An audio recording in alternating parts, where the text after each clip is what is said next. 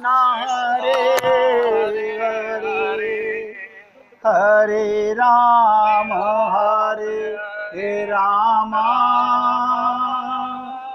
राम राम हरे हरे हरे कृष्ण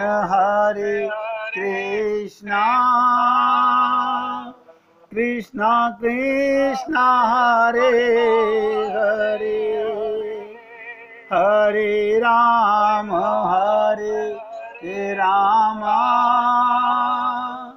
राम राम हरे हरे हरे कृष्ण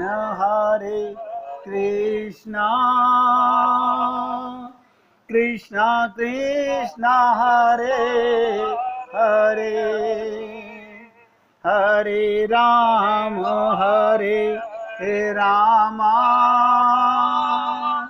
राम राम हरे हरे। सभी पुण्यात्मा ध्यान से सुनिएगा। मैंने कुछ दिन पहले 3-4 दिन 5 दिन पहले एक छोटी सी साधना बताई थी, जिसका कि केवल मीना जी ने हमसे कहा कि मैं जब जब ध्यान आता है ये चिंतन करती रहती हूँ कि मैं सांस लेते हुए आत्मा हूँ और सांस छोड़ते हुए शरीर नहीं हूँ। लेकिन अभी तक फिर भी देखो, अभ्यास ने कौन थे, हमारे को शरीर का अभ्यास, जितनी जिसकी शरीर की आयु हो गई उतने वर्ष हो गए, तो कुछ समय लगेगा, धीरे धीरे मन बदलेगा। और यही अंतर्मुखी होते ही कहते ना, घूंघट के पट खो लिरी तोए पिया मिले। ये बाहर के चक्षु नहीं, अंतर के चक्षु खोलो। भगवान कहते हैं, मोको तू क्या ढूंढे रे बंदे, मैं तो तेरे पास। तो इसलिए इस तरह बस चिंतन सुमिरन। अब बताइए, हम सारा दिन तो माया का चिंतन करते हैं, भगवान का चिंतन। देखो, सबको पता है शरीर स्वस्थ हो या बीमार हो मरेगा, दवा खाना ठीक है शरीर के लिए, लेकिन ये सोच के चिंता करते रहें अब क्या होगा, अब क्या। अरे बाबा, जब तुम्हारे हाथ में शाम खींचने की नहीं, सुबह लाने की नहीं, तो जो हो अच्छा होगा। अब एक संत की बात बताने जा रहा हूं, बहुत इंपॉर्टेंट है, ध्यान से सुनिएगा। जिसके सानिध्य से तुम्हारे भीतर सकारात्मक पॉजिटिव परिवर्तन की इच्छा जागृत हो, उसका साथ करना चाहिए। जिसके सानिध्य से, जिसके संग से, और सत्संग का मतलब यही है, सत्य सत्य सत्संग गोविंद राधे प्रेम पिपाशा। ऐसी कोई आग लगा दे कि भगवान के प्रेम की प्यास बढ़ जाए। तो कह, जिसके सानिध्य से, जिसके संग से तुम्हारे भीतर सकारात्मक पॉजिटिव एनर्जी परिवर्तित की इच्छा जागृत हो, उसका साथ करना चाहिए। वैज्ञानिक लोग कहते हैं, जब तुम किसी की तरफ बहुत प्रेम से देखते हो, ध्यान से सुनो, तो तुम्हारे भीतर एक ऊर्जा उसकी तरफ बहती है।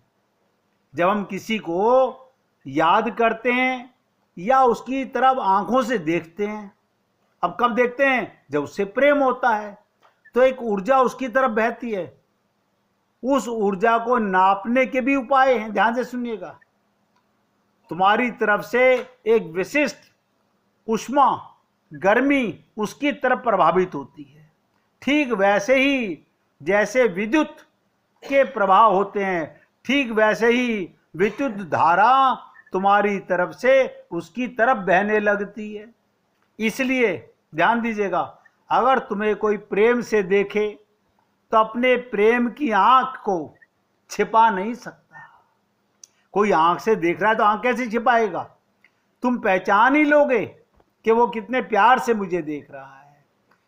तुम्हें जब कोई घृणा से देखता है तब भी छिपा नहीं सकता, क्योंकि घृणा के क्षण में एक विद्वान कहते ना, विध्वंसात्मक ऊर्जा छुरी की तरह तुम्हारी तरफ आती हुई नजर आती है। किसी की टेढ़ी घूरती हुई निगाहें आपको चुभ जाती है। अब ध्यान दीजिएगा, प्रेम तुम्हें खिला सकता है, आत्मज्ञान तुम्हें भगवान तक ले जा सकता है।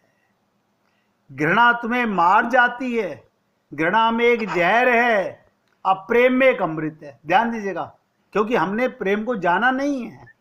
प्रेम एक अमृत है। प्रेम कहते हैं तुम्हें खिला जाता है, जैसे सूर्य की किरण निकलते ही फलों में, चंद्रमा के निकलते ही चंद्रमा के प्रकाश से, चंद्रमा की शीतलता से फलों में मिठास आता है। सुबह फूल सूर्य की रोशनी से खिल जाते हैं। अगर कोई माली बगीचे में जाता है तो फूल खिलखिलाते हैं, और कोई कसाई जाता है पेड़ काटने वाला तो मुरझा जाते हैं। तो घृणा तुम्हें मार जाती है, घृणा में एक जहर, अब प्रेम एक अमृत है। तो तुम्हें यह भी देखना होगा, कुछ व्यक्ति ऐसे होते हैं जिनके पास तुम्हें बहाव मालूम होगा। जैसे तुम यदि किसी नदी की धारा में पड़ गए तो बह रही है, उनके साथ तुम रहोगे तो ताजगी मालूम होगी। ध्यान दीजिएगा, उनके साथ तुम रहोगे तो ताजगी मालूम होगी, उनके साथ तुम रहोगे तो वो प्रवाह है, गति मालूम होगी। फिर कुछ ऐसे लोग भी हैं जो डबरों की तरह हैं, उनके पास तुम रहोगे तो लगेगा कुछ भी कुंद हुए बंद हुए, वही बहाव नहीं मालूम होगा, सड़ांध भी मालूम पड़ने लगेगी, सब रुका रुका सा। अब आप देखिए, नदी में नहाना, नदी में बहते हुए में नहाने का मतलब क्या। अब आज मैं देख रहा था अखिलेश यादव को उसके बॉडीगार्ड हाथ पकड़ के निला रहे हैं, अमित शाह जी को। अब कि क्या है ये, जहां तुम्हें अपने शरीर की इतनी चिंता है और गंगा में स्नान कर रहे हो। सब रुका रुका, द्वार दरवाजे बंद, नई हवा नहीं, नई रोशनी नहीं। जिन व्यक्तियों के पास प्रभा मालूम होता है, ध्यान दीजिएगा, जिन संतों के पास प्रभा मालूम होता है, आत्म प्रेम मालूम होता है, जिनसे तुम्हारे जीवन में स्फूर्णा आती है, कुछ प्रेम की उमंग, कहते ना जागृति आती है, तुम्हारे भीतर भी कुछ कपने लगता है, डोलने लगता है, गति होने लगती है। उसका केवल इतना ही अर्थ, वे लोग तुम्हारे भीतर अपने प्राणों को डालते हैं, आप हम लोग नहीं समझ पाते।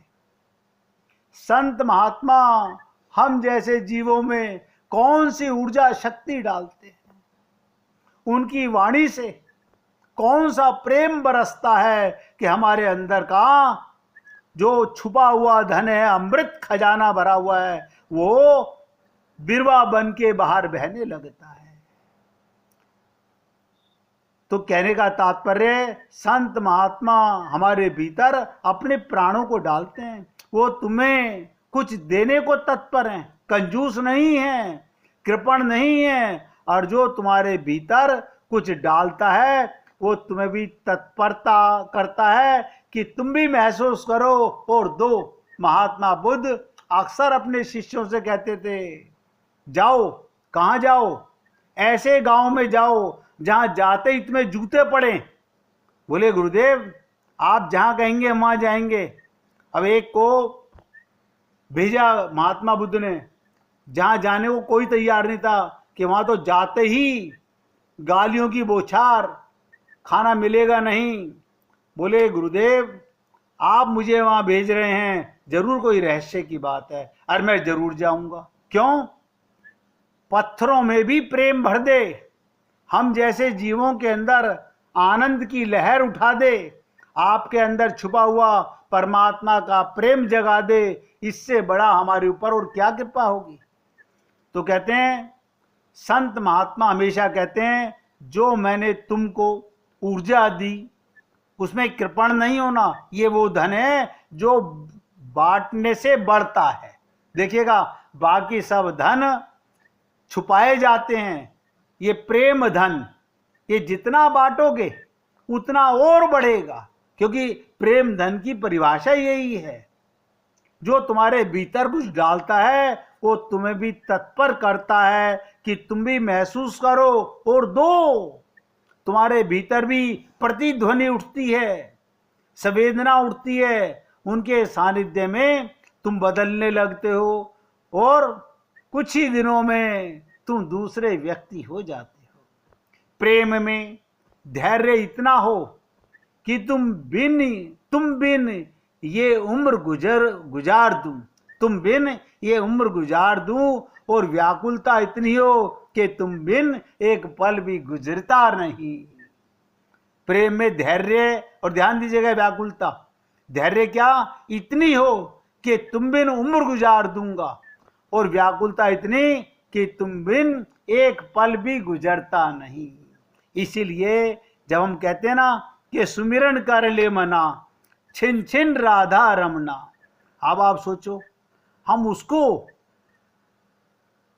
जो अंदर सांसों में धड़क रहा है, हर पल अपने होने का प्रमाण दे रहा है, उसको भूलकर हम उस माया के जंजाल में टक्करे मार रहे हैं जहां से किसी को कुछ आज तक प्राप्त नहीं हुआ। अगर तुम निश्चिंत होना चाहो, ध्यान दीजिएगा, अगर हम सब लोग निश्चिंत होना चाहते हैं तो एक छोटा सा काम, बस जरा सी तरकीब, जरा सी कला, और कला भी ये, अपने को हटा लो। देखो कितनी विचित्र बात है। अगर हम निश्चिंत होना चाहते हैं तो छोटा सा काम, बस जरा सी तरकीब, क्या, जरा सी कला, और वो कला ये, अपने को हटा लो, परमात्मा जो करने दे वो कराइए, जहां विधि राखे। अपना भाव, अपनी इच्छा, अपनी, मेरी इच्छा तो नहीं पूरी की भगवान ने, बताओ। हम भगवान से, भगवान की इच्छा पर नहीं टिकना चाहते, हम अपनी इच्छा पूरी कराना चाहते हैं। कराए जो ठीक, ना कराए तो ठीक, पहुंचाए कहीं तो ठीक, ना पहुंचाए तो ठीक। तुम सारी चिंता उस पर छोड़ दो। कैसे? चिंता दीन दयाल को। अब आज से आपकी चिंता, सबकी चिंता, चिंता दीन दयाल को, मोह मन सदा आनंद। देखिएगा, मन में जब मैंने चिंता सारी भगवान तेरी झोली में डाल दी, मैं पागल हूं तेरी गोदी में बैठ के और चिंता कर रहा हूं। अभी देखिए, आपने जब कहा, सबने सुना कि आनंद सिंधु मध्य तब बासा, मैं कहां रहता हूं? परमात्मा की गोदी में, और चिंतित रहता हूं। हद हो गई, परमात्मा की गोदी में और चिंतित। इसका मतलब खाली गा तो लिया हमने, हमारा मन दुखी क्यों, हमारा मन में टेंशन क्यों? क्योंकि हमें अपना पता नहीं है। इसलिए कराए तो ठीक, ना कराए तो ठीक, पहुंचाए तो ठीक, ना पहुंचाए तो ठीक, तुम सारी चिंता उस पर छोड़ दो जिस पर इतना विराट जीवन ठहरा हुआ है। देखिएगा, ये सारा संसार उसी पर ठहरा हुआ है। चांद तारे चलते हैं, ऋतुएं घूमती हैं, सूरज निकलता है, डूबता है। इतना विराट जीवन का सागर, इतनी लहर जो संभालना है, तुम्हारी भी छोटी सी लहर अवश्य संभाल लेगा। इतने बड़े विकराल जीवन को, संसार को जो चलाने वाला है, वो क्या हमारी चिंता नहीं करेगा? इसलिए हे पुण्य आत्माओं, मैं तो सेवक आपसे निवेदन करता हूं, बहुत भटक लिए, अब अटकने का समय है। इतनी सी ज्ञान से परमात्मा के प्रेम की ऊर्जा जाग जाएगी। कह रहे मैं भगवान की गोदी में हूं, यानी चिंता मेरा बाप करे या मैं करूं, मैं उसका बच्चा, मैं उसकी गोदी में, आत्मा परमात्मा के साथ, परमात्मा के साथ रहती है, लेकिन फिर चिंतित रहती। क्यों? क्योंकि मैं अपने को उससे अलग महसूस करता हूं, अलग है नहीं। अब देखिएगा, संतों के बच्चे भी कई कई बड़े कमाल के निकलते हैं। जैसे भक्त प्रहलाद का बेटा विरोचन, विरोचन का बेटा बलि, बलि बहुत बड़ा कमाल का निकला। ऐसे ही कबीर का बेटा कमाल, कबीर का बेटा कमाल, कबीर ने उसे नाम ही कमाल दिया। बताओ अपने बेटे का नाम क्या रखा? कमाल। इसलिए कि कबीर से भी एक कदम आगे छलांग ली उसने। कबीर का ही बेटा। ऐसे ही बहुत से गुरुओं के शिष्य बहुत आगे निकल जाते हैं, गुरु गुड़ और चेला मिश्री बन जाते हैं। अब ध्यान दीजिएगा, कबीर का बेटा आगे जाना ही चाहिए। वो बेटा ही क्या, जो बाप को पीछे ना छोड़े। हर बाप की यही आकांक्षा होती है कि मेरा बेटा मुझे पीछे छोड़ दे। हर गुरु की यही आकांक्षा होनी चाहिए कि मेरा शिष्य मुझे पीछे छोड़ दे। यही उसकी सफलता है, यही उसका सौभाग्य है। कबीर के पास लोग धन ले आते, चढ़ाने सोना ले आते। कबीर कहते नहीं भाई, ये सब तो मिट्टी है, इस मिट्टी को क्या करेंगे, ले जाओ। कमाल कबीर के झोपड़े के बाहर बैठा रहता। ध्यान से सुनिएगा, कमाल कबीर के झोपड़े के बाहर बैठा रहता। वो कहता भैया मिट्टी लायो, अब मिट्टी फिर ले जा रहे हो।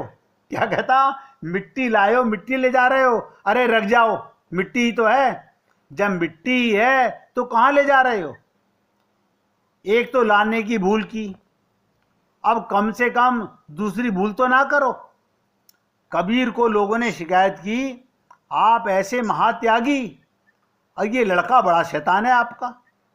आप तो भीतर से कह देते हो लोगों को ये मिट्टी है, ले जाओ भाई, हमें नहीं चाहिए, हम क्या करेंगे, हम तो फकीर आदमी हैं।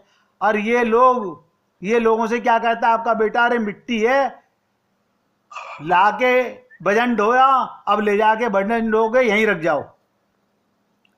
ये कष्ट था, अभी भी अज्ञान में पड़े हो, अरे छोड़ दो, रख दो, यहीं रख दो, रखवा लेता था। तो कबीर ने कहा ये बात तो ठीक नहीं है।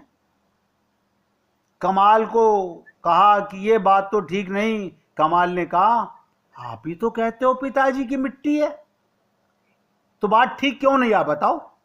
ध्यान दीजिएगा, आप ही तो कहते हो मिट्टी है, फिर ये बात ठीक क्यों नहीं। बेचारों ने यहां तक ढोया भजन, उनको फिर ढोने के लिए कह रहे हो, तो दया, कुछ तो दया करो।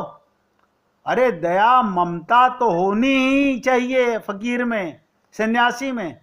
कबीर ने कहा मेरी तेरी तरह नहीं बनेगी। कबीर क्या बोला अपने बेटे से, मेरी तेरी नहीं बनेगी, तू अलग अपना झोपड़ा बना ले। उसने कहा अलग ही झोपड़ा बना लिया। काशी नरेश कबीर के पास आते थे, उन्होंने पूछा बहुत दिन से कमाल दिखाई नहीं दिया। वो तो भारी बैठा रहता था। कबीर ने कहा उसे अलग कर दिया, क्योंकि वो लोगों से धन पैसा ले लेता था। काशी नरेश ने कहा कि देखें, परीक्षा करें। वो गए बड़ा बहुमूल्य हीरा लेकर। ध्यान दीजिएगा, कमाल बैठा था अपने झोपड़े में, उन्होंने हीरा चढ़ाया। कमाल ने कहा अरे क्या पत्थर लाए हो, ना खा सकते ना पी सकते, क्या पत्थर लाए, कुछ लाते काम की चीज। काशी नरेश ने सोचा ये तो बात बड़ी गजब की कह रहा है, और उसको कबीर ने अलग कर दिया। उसने उठाकर वो अपने हीरे को वापस अपनी जेब में रखने लगा। तो कमाल क्या बोला, अरे कमाल ने कहा आप छोड़ दो, अरे मूर्ख, यहां तक ढोया पत्थर, अब कहां ले जा रहे हो, रख। तब काशी नरेश ने समझा ये तो आदमी होशियार है, ये तो बड़ा, अब इससे कुछ कह भी नहीं सकते, क्योंकि इनकार भी अब करना था कि पत्थर नहीं तो पहले ही करना था। पहले ही तो कहते हैं तो पत्थर ही, अब कैसे इनकार करें, किस मुंह से इनकार करें। इतने तो खूब फंसाया।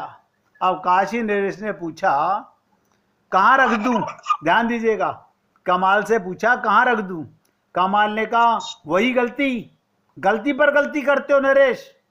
अरे पत्थर को कोई पूछता है कहाँ रख दूं, अभी तुम हीरा ही मान रहे हो इसे भी। अरे कहीं भी रख दो, जहां रखना हो, या पड़ा रहने दो जहां पड़ा हो, रखना क्या। मगर काशी नरेश भी तय करके आया था कि परीक्षा पूरी कर लेनी उचित है। उसने बहुमूल्य हीरा, मुश्किल था उसको पड़ा देना, छप्पर में घुसा दिया। 15 दिन बाद लौटा। सोचा उसने मैं इधर बाहर लौटा कि इसने हीरा निकाला। 15 दिन के बाद वापस लौटा, इधर उधर की बात की। आया तो पता लगाने था नरेश वो हीरा कहाँ है। पूछा कि मैं 15 दिन पहले हीरा लाया था, क्या हुआ, हीरे का क्या किया। कमाल ने कहा गजब करते हो, कैसा हीरा, कब लाए थे, मैंने तो नहीं देखा। काशी नरेश ने कहा अरे हद कर दी, मैंने सामने ही, मेरे झूठ बोल रहे हो, मेरा वजीर भी मौजूद था, मैं उसको साथ लेकर आया हूं गवाह के लिए। तो कबीर ठीक ही कहते हैं, ये आप भी गड़बड़ है। कमाल ने कहा कि अरे तुम उस पत्थर की बात कर रहे हो क्या, जो तुम एक दिन लाए थे 15-20 दिन पहले, उसी पत्थर को हीरा कह रहे हो, अभी भी हीरा कह रहे हो। ये तो तय हो गया, ये तो निर्णय हो चुका, वो पत्थर है। काशी नरेश ने कहा हाँ निर्णय हो गया, मैं उसको खोस कर गया था तेरे झोपड़े में, तूने निकाला होगा। कमाल ने कहा मुझे क्या पड़ी निकालने की, तुम देख लो, अगर कोई और निकाल कर ले गया हो तो मैं नहीं कह सकता, क्योंकि मैं कोई पहरेदार नहीं हूं यहां तुम्हारे पत्थरों का। और अगर किसी ने ना निकाला हो तो झोपड़े में नरेश चौंक गया, हीरा वहीं का वहीं झोपड़े में घुसा हुआ था। पैरों में गिर पड़ा कमाल के नरेश, मुझे क्षमा कर दो। पर उसने कहा इसमें क्षमा करने की क्या बात है, तुम गलती ही गलती किए चले जा रहे हो। अरे पत्थर है, उसको मैंने नहीं निकाला तो इतनी खूबी की क्या बात। पत्थर तो बाहर बहुत पड़े हुए हैं, कोई पत्थर बीनने के लिए यहाँ थोड़ी बैठा हूं मैं, यहाँ पैरों पर किस लिए पड़ रहे हो। अगर तुम उसे हीरा ही मानते हो तो भैया ले जाओ, और दोबारा इस तरह की चीज यहां मत लाना। हिम्मत तो नहीं पड़ी ले जाने की, लेकिन ये कमाल कबीर से भी गहरी बात कह गया। ध्यान दीजिएगा, अगर तुम्हें दिखाई पड़ने लगा कि सोना मिट्टी है, फिर मिट्टी और सोने में फर्क ही कहां रह गया, फिर समता का सवाल ही कहां। अगर सफलता और असफलता सच में ही समान हो गई तो इसकी सफलता कहोगे। इसलिए हे पुण्य आत्माओं, जब तक हमें अपने स्वर्णिम अमृत से पुत्र परमात्मा का ज्ञान नहीं हो रहा, हम आत्मा हैं, हम आत्मा हैं, तो आप सोचो हमारा कल्याण होगा कैसे। और आत्मा होते हुए भी हमारा मन चंचल, भ्रमित, दूषित, माया में लिपटा हुआ है। अगर अभी भी हम अपना कल्याण नहीं करेंगे तो कैसे हमारा जीवन सफल होगा, कैसे हम आगे बढ़ पाएंगे। यहाँ आज अपनी चर्चा को विराम दे रहा हूँ, कल फिर आपके साथ इस पर चर्चा करेंगे कि वास्तविक सुख और वैभव कैसे, कहाँ मिले, वास्तविक सुख किसे कहते हैं। जो सुख मरने वाला हो वो सुख नहीं है, जो मिटने वाला धन हो वो धन नहीं है। परम धन राधे नाम अपार, कहते ना धनवंता सोई जानिए, जापे राम नाम धन हो। इसलिए हे पुण्य आत्माओं, आज शब्दों को यहाँ विराम दे रहा हूँ, और अब आपको भजन सुनना है। एकाग्रचित होकर के अब आप भजन सुनिएगा। सुनाइए देवी जी। जब संत मिलन हो जाए और वाणी हरि गुण गाए, तब इतना समझ लेना अब हरि से मिलन होगा।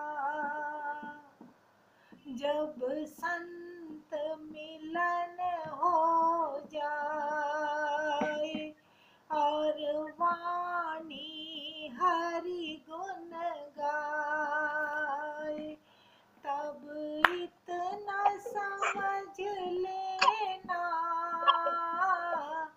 अब हरि से मिलन होगा।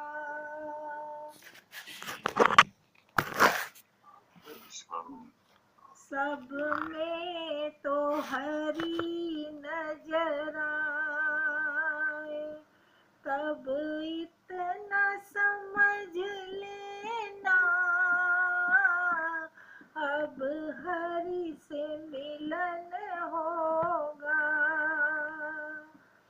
जब क्रोध किसी पे ना आए, जब क्रोध किसी पे ना आए और सब में हरि नजर आए, तब इतना समझ लेना अब हरि से मिलन होगा। आँखों में आंसू आए, दिन रात हरि याद आए, आँखों में आंसू आए, दिन रात हरि याद आए, तब इतना समझ लेना अब हरि से मिलन होगा। अब हरि से मिलन होगा। दर्शन को मन ललचाए, कोई और नहीं मन भाए, दर्शन को मन ललचाए, कोई और नहीं अब भाए, तब इतना समझ लेना अब हरि से मिलन होगा। हरि कथा ही मन में समाए, हरि भजन सदा मन भाए, हरि कथा ही मन में समाए, हरि भजन सदा मन भाए, तब इतना समझ लेना अब हरि से मिलन होगा। जब संत मिलन हो जाए और वाणी हरि गुण गाए, तब इतना समझ लेना अब हरि से मिलन होगा। अब हरि से मिलन होगा। बोलिए सियापति रामचंद्र भगवान की जय, राघवेंद्र सरकार की जय। जय जय श्री राधे जय जय श्री राधे। बोलिए लाल जी का मंगल हो, सभी भक्तों का मंगल हो। सबको राधे राधे भैया, सबको राधे राधे भाई, राधे राधे, राधे राधे जी।